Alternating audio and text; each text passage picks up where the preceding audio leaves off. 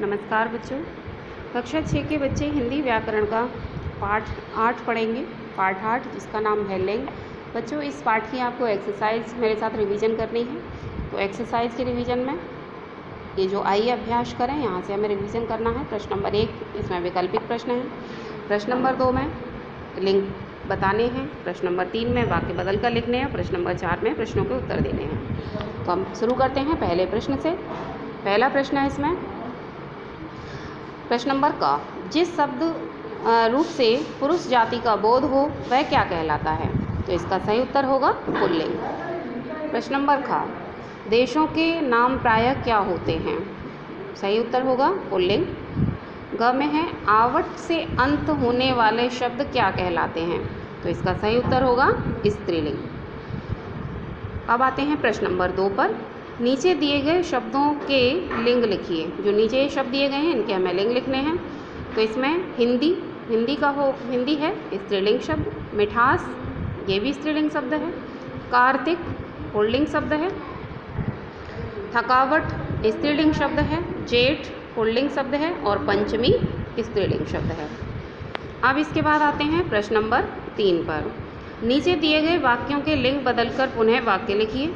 ये जो शब्द दिए गए हैं इनके लिंग बदलकर वाक्यों को पुनः लिखना है, हमें दोबारा लिखना है। इसमें है ग्वाला दूध लाया है, तो वाक्य बदल कर लिखेंगे ग्वालिन दूध लाई है। लिंग बदलकर ग्वाला का हो जाएगा ग्वालिन, ग्वालिन दूध लाई है। हमें है वर ने जयमाला डाल दी है, तो यहाँ हम लिखेंगे वर का होगा बधू, बधू ने जयमाला डाल दी है। ग है वृद्ध को सर्दी लग रही है, तो वृद्ध का हो जाएगा वृद्धा, वृद्धा को सर्दी लग रही है। अब इसके बाद प्रश्न नंबर 4, निम्नलिखित प्रश्नों के उत्तर लिखिए। ये जो प्रश्न हैं इनके उत्तर लिखने हैं। तो प्रश्न उत्तर में लिंग किसे कहते हैं परिभाषा दीजिए। तो इसका उत्तर होगा जिस शब्द से शब्द के जिस रूप से पुरुष या स्त्री जाति का बोध हो उसे लिंग कहते हैं। एक बार फिर से समझ लीजिए, शब्द के जिस रूप से पुरुष या स्त्री जाति का बोध हो उसे लिंग कहते हैं। अब आता है प्रश्न नंबर ख, पुल्लिंग और स्त्रीलिंग किसे कहते हैं उदाहरण देकर समझाइए।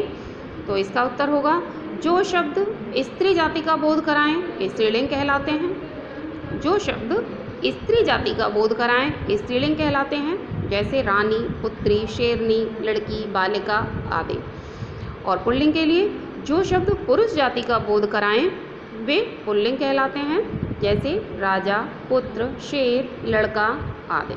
एक बार फिर से समझिए, पुल्लिंग शब्द क्या होता है? जो शब्द पुरुष जाति का बोध कराते हैं वो पुल्लिंग कहलाते हैं, और जो स्त्री जाति का बोध कराते हैं वो स्त्रीलिंग कहलाते हैं।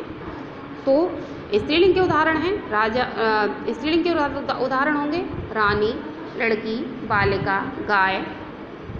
और पुल्लिंग के होंगे राजा, पुत्र, शेर, लड़का आदि।